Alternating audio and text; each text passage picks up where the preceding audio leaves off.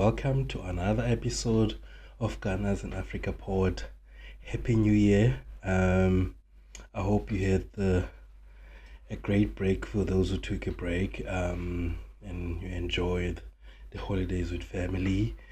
Certainly enjoyed my holidays with family. I was away for 2 weeks and I decided last week to rest, just to take a complete rest because it's been tough football wise.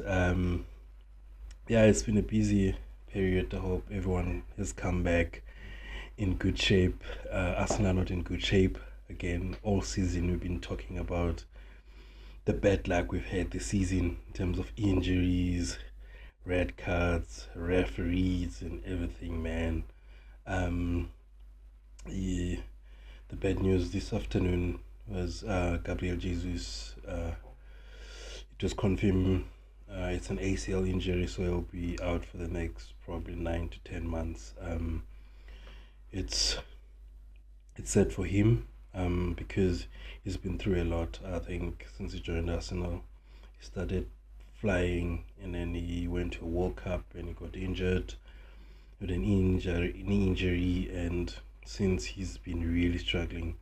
And during this festive period, he's starting to pick up performances, scoring goals, and sort of putting in great performances. And like, oh, we got Jesus back. And then this bad luck continues for him. We wish him luck. Hope for a speedy recovery, and he gets back to his best again. He's so unlucky, man. I think the club is so unlucky as well because now we needed a signing for January before he got injured. Now we definitely need a signing, probably a minimum of two attacking signings. With Bukayo Saka as well being out for a while. We had really bad luck this season. Our best player out, had Odegaard out for like 2 to 3 months. We've had Ben White out as well for the past 3 months as well. So we had people like Calafiori having played consistently. He's been out consistently as well. Tomiyasu has been out. We had Gabriel out for a few games as well. Declan Rice hasn't been 100% this season as well.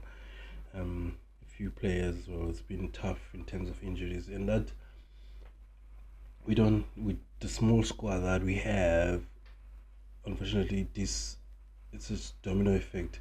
The last numbers we have in certain positions, it puts strain on other players. So Mikel can't manage the minutes of some of the players, especially in a busy period. We've been playing every 3 days, so it's difficult to recover for players who have played, like Julian Timber, for example. He came off an ACL, and then he's been playing a lot of football without breaks. Thomas Partey has been helping out at right back, which is detriment to the team. Some of the games he's played right back, we struggle in midfield as well when he's not in midfield.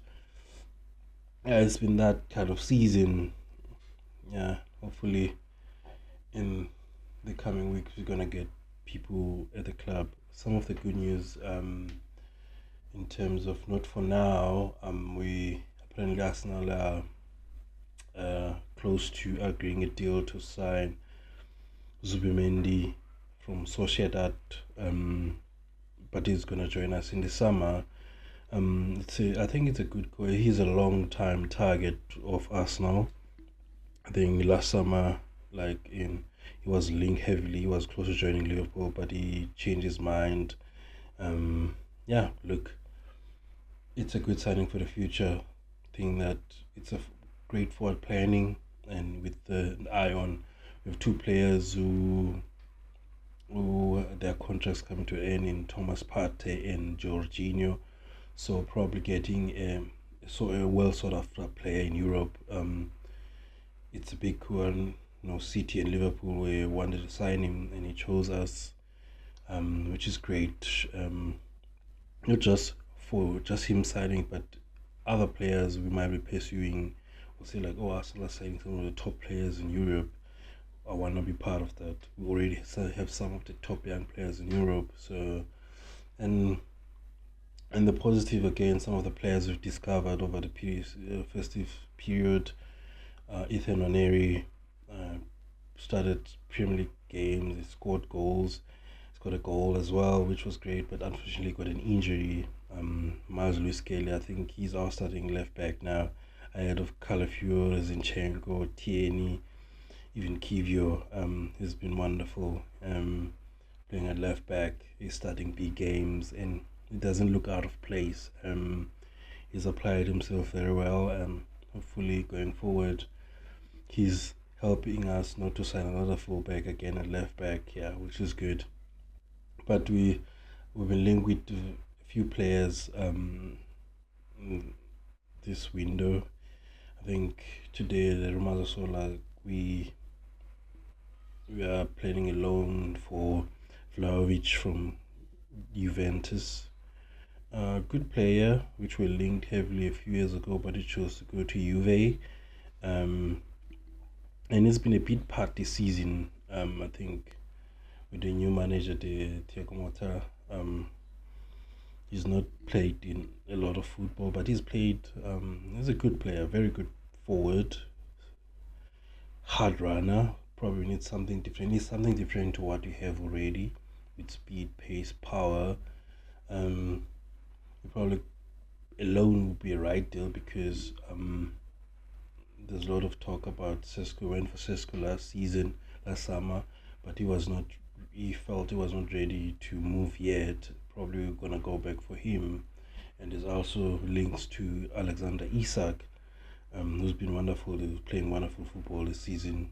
Um, I think probably need a forward, preferably a striker, um, because we only have Havertz there, and then beat parts from, I think, Trossard and Sterling in play there, but we prefer them to cover wings. I think a central striker will be ideal for me personally to add on the numbers. Hopefully Bukasa comes back later in the season and Ethan Waneri comes in again probably later this month. Yeah, and then yeah, man. Look, we've had quite a tough week. Losing to Newcastle in the Carabao Cup first leg at home 2-0. Probably it's gonna be tough to overturn the result, but you never know. In football, things happen. We can go there and put in a great performance, score three, and not concede. That's what we can do. But for now, it looks gloomy. And then we lost to United. They knocked us out of the on penalties in the FA Cup, which was disappointing because considering they went down to 10 men and we couldn't score a goal. We had so many chances to score a goal, we couldn't, which came with a lot of negativity around the club fan base, in knowing the Arsenal fan base with extreme reactions. But this one is understandable. But in terms of how we are doomed and all else, I think it's over the top. Yeah, we might have lost a game. We didn't win against 10 men, so it happens in football. We created the chances and we couldn't score. But to move on, I think getting knocked out of the FA Cup means that after the second leg of the Carabao Cup, we have an opportunity, especially if we do well in the Champions League, in the next two games in the Champions League. Yeah, wait, let me see. When is the next game of the Carabao Cup? Uh, it's in Feb, 5th of Feb, and the next league game is on the 15th. So we don't play in the FA Cup again. So that week where the FA Cup plays, we can take a break. And then Mikel hinted in his press conference that we are planning to go on a break, which will be good going to the run in. After when we come back after that game, the Newcastle game, the next few games we play Leicester on the 15th of Feb in the league, and then 22nd we've got West Ham, we've got Nottingham Forest, we've got United away, we've got Chelsea at home, we've got Fulham, Everton away, we've got Brentford at home, Ipswich away, Palace at home, Bournemouth at home, Liverpool away. Newcastle, and then Southampton. Tough period. But if we come back from that break, will be fresher and fresher ideas. But now it's more about capitalizing the next few games, getting a lot of points, closing the gap. I know Liverpool are playing Nottingham Forest, who they lost to. I think the only game they lost this season. Is it? Yeah, I think at home. And we play Tottenham this week. It's a North London derby.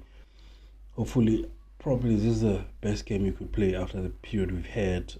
You don't need really much motivation to play this game for not just the players, the fans as well. Like, you don't want to lose to Spurs at home, especially. We've done a double in we've beat them at home in the first leg. The last two games, we've won the last two games. We drew last season at home. It's time to win again in the Premier League. And as much as they're struggling with forwards, they're struggling to get defenders on the pitch, which is a problem for them. Sorry. Hope we capitalize. I think they've been playing Jurgensen and Archie Gray at centre back, with Poro at right back and Udogie at left back. Yeah, they're going to this game, but like watching Tottenham games, like chaos, man. They will start a game and bang on. They attack, score a lot of goals, but end up losing a game. They've been so spazzy this season, like really, man. But we need to win next game. We really need to win it. Then we've got Villa the weekend at home. The next three games are at home, and then we've got the Champions League on Wednesday with Zagreb. If we win that game, I think we stood a good chance in terms of qualifying for the top 8, so we don't play the extra games in Feb, so we can get that break. And then we go away to Girona. We've got Wolves in there as well. And then that's the games in Jan, and then Feb start with City at home. Hopefully we build momentum, we get people back fit and ready. So getting points, we've got 9 points in the league that we need to capitalize on. We need to get those 9 points in the league. Those 9 points are Spurs, Villa, and Wolves away, and then we've got the Champions League game, and then the Carabao Cup and City before the next leg. So we play Sunday and Wednesday. So we need to get points, man. Yeah, it's a tough period, but I'm excited, man. I'm excited. It's a challenge that we can overcome. We've had a good run in the league, especially the only game in the last loss we had in the league was against the last loss in the league was at Newcastle on November 2nd. Since then we've played 1, 2, 3, 4, 5, 6, 7, 8, 9, 10 league games without defeat in the league. That's good. If you can go the next year without defeat, probably win. But the reason like we seem our season is so bad is that a draw feels like a loss because of the gap that Liverpool has at the top in the league. So it feels like a bad result. And I can understand because every time Liverpool have dropped point, they haven't capitalized. Maybe it's time we capitalize. They've got 6 points with a game in hand. We've won 11 games. We've drawn a lot of games though. Only have 2 losses. Goal difference is plus 21. They've got plus 28. We considered less goals. 18 goals. We best defense in the league. I've only scored 39 goals. We need to improve that. Spurs are 12th at the moment. Won 7, drawn 3, lost 10. Considered 30 goals. It's quite bad defensively. They score a lot though, 42 goals. Then I think they have the second best record in terms of goals scored in the league. We got 39 goals. I think we're the third best, 39 goals, yeah. Third best goals in terms of goals scored, best defensively. We're in a good place in terms we need to win games. We need to convert those draws into wins. And some of the draws have been, considering where we've been in terms of the draws, the Brighton was as a joke in terms of the penalty you conceded was a joke. And then at the first game against Brighton at home as well was a joke as well. The red card that doesn't happen to any other club. At City again, 10 men. At Bournemouth, 10 men. So some of these games are games where you have reason. The bad games were Everton and Fulham. Those are the bad games. And Newcastle, you didn't perform well in those games. So next few games we need to put in performances. I know people are tired, but I think we have enough to win some of games. Looking at tomorrow's game, like Tottenham is not a lot. Jesus, I think we underestimated in terms of who plays on the right wing or who plays with Martinelli on the wings. So I think the team for me for the derby will be Raya, Timber, Saliba, Gabriel, and Miles Lewis Kelly in the back four. And then in midfield, I'll go with Thomas Partey, Declan Rice, Martin Odegaard, and then I'll have Gabriel Martinelli left wing, and then I'll have Raheem Sterling. I think it was the first time Raheem Sterling really showed us something in the game, but I felt like we stopped creating those spaces where he can run into people in the game against United. I think it was dangerous. When he came on, I love how he runs at defenders. That's what we want to do. And that creates a lot of chaos in that defense, especially for a team that is sitting back, not coming forward, because we just pass the ball around them. If someone just carry the ball and runs at someone, we're creating chaos, and then you can play 1-2s around the box, which is create chances as well. But yeah, and then I'll have Havertz up top. I think he's got a lot of stick in the last few games because he missed a lot of big chances. But look, we don't have any other option. I think Kai will want to prove a point tomorrow. And in terms of the abuse that he received, him and his family, it's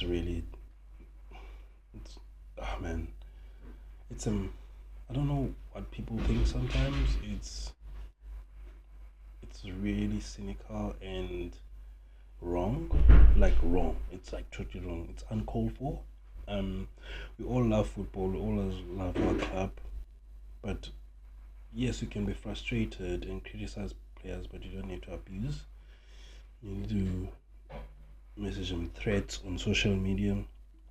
Yeah, you can criticize anyway, but you don't need to do that. It's uncalled for. Yes, keep your frustrations, but you don't need the abuse and threatening families and saying such despicable stuff to their families. We love the sport. We all love the sport. We all want to win. Even the players want to win. Missing a chance, so what? Everyone misses a chance. Everyone loses a game. So it's just sport. We enjoy it. We love it, but doesn't need to get to a personal level where you threaten families, you insult them, and all those kind of things. Please, man. Hopefully Kai gets his confidence back and we back him. Hopefully the Emirates tomorrow sings his name, show support to the players. They need our backing now more than ever to stay in this league and going to the next few games in terms of the Champions League and the Carabao Cup. Yeah, man, I think we can win tomorrow, keep a clean sheet, 2-0 to the Arsenal. Come on, you Gunners. Thanks for watching and Happy New Year.